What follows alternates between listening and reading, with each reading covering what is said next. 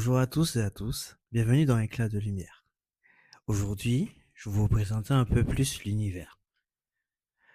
Quand on voit Lumi, on voit un lapin. Mais Éclat de lumière, ce n'est pas juste des dessins animés avec des animaux mignons. C'est bien plus que ça. Chaque personnage a été pensé comme un reflet de l'enfant, mais aussi comme un miroir des parents. Allez, je vous laisse venir avec moi dans l'univers. On va commencer par le personnage principal qui est Lumi. Qui est Lumi? J'ai Lumi un lapin. Pourquoi un lapin, vous allez me dire? Je suis né en Martinique et j'ai grandi en Martinique et on a ce qu'on appelle des contes créoles.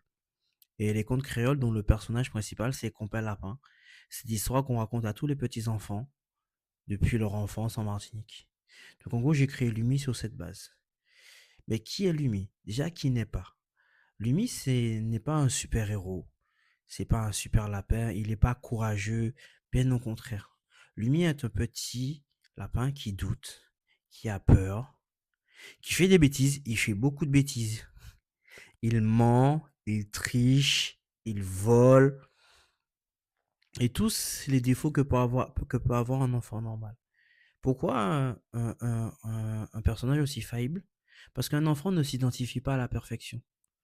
Il s'identifie à la vulnérabilité. C'est pour ça que ce personnage a été pensé pour que les enfants puissent s'identifier à lui, comme un miroir pour eux. Parce que lui n'est pas fort en lui-même. Il est fort par la vérité qu'il incarne, les vérités de la parole de Dieu. Le deuxième personnage, c'est Noisette. Qui est Noisette? Noisette est le meilleur ami de Lumi. Mais contrairement à Lumi, il vient d'une famille qui est relativement instable, où ses parents se disputent très régulièrement. Ils commencent même à parler de divorce. Noisette a été créé comme un moyen de montrer aux enfants que même quand ils passent par des situations compliquées, ils peuvent compter sur Dieu. Et malheureusement, beaucoup d'enfants vivent ça au quotidien. Parce qu'effectivement, un mariage sur deux, même dans les églises, finit en divorce. Et je pense que c'est une réalité que beaucoup d'enfants vivent, même dans nos églises. Le troisième personnage, c'est Kiko. Qui est Kiko? Kiko est un petit hérisson. Déjà, c'est une femelle. Elle a été pensée et imaginée comme une forme d'abus, dans le sens où Kiko vit régulièrement du harcèlement scolaire. On se moque d'elle. Mais on a même eu des comportements déplacés envers elle. Et comme une situation de victime. Et en fait, ce personnage, il est là pour montrer aux enfants que même quand on est victime, Dieu est avec nous et qu'on peut prier et trouver du réconfort en Dieu. Mais plus que ça, c'est montrer aux enfants que, en tant qu'enfant de Dieu, on n'a pas à être des victimes. Au contraire, on doit sortir de cette position de victime et d'aller puiser cette force. Le quatrième personnage, du coup, ce n'est pas un personnage, c'est un couple. Papa Eddie, ou Pasteur Eddie pour le coup, et Maman Lorraine. Pasteur Eddie a été créé En fait, quand j'ai créé ce personnage, j'ai pensé vraiment à mon père.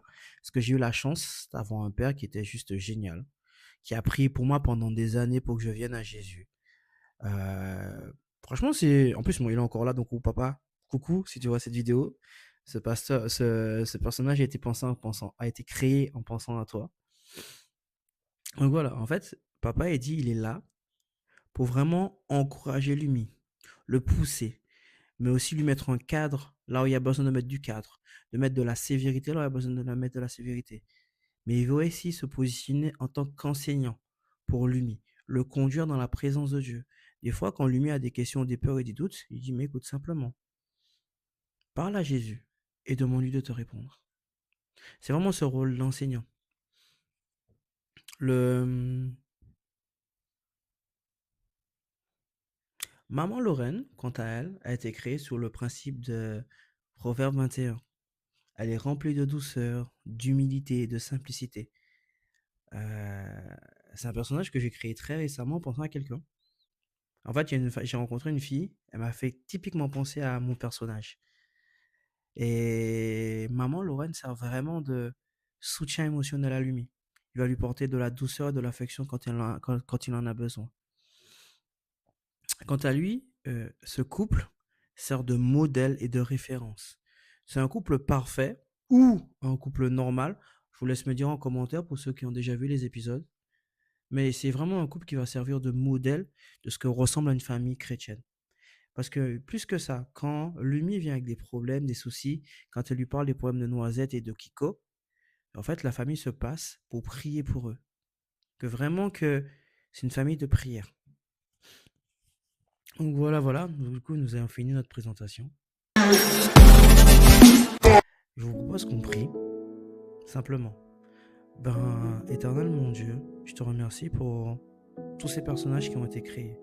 Je te prie que dans le nom de Jésus, tous les enfants qui regarderont ces dessins animés puissent s'identifier à eux et que ta vérité, la vérité de la parole de Dieu, puisse s'incarner en eux, que ton amour, que ta présence, que ta paix puisse s'imprégner dans leur cœur, qu'il y ait une vérité profonde de la parole de Dieu, des méditations de ta grâce, de la puissance de qui tu es, que simplement, que par ces personnages, on puisse lever une génération de futurs serviteurs de Dieu, de futurs disciples de Christ.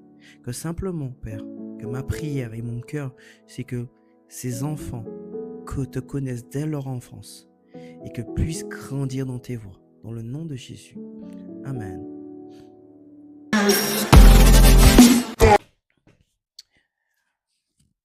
En perspective, j'ai plein d'idées pour de nouveaux personnages. Par exemple, pour les petits garçons qui n'ont pas de papa ou qui grandissent sans père, c'est une réalité qui arrive beaucoup dans nos églises. C'est vraiment quelque chose que je veux développer. Du coup, comment? Je ne sais pas encore comment le faire, mais ça va pas tarder à arriver. Mais si j'ai aussi d'autres idées de dessins animés, par exemple des dessins animés de super-héros pour les plus âgés, les 6-12 ans, d'autres formes de dessins animés. Donc si jamais vous avez des idées à me proposer, je vous laisse vous réagir en commentaire.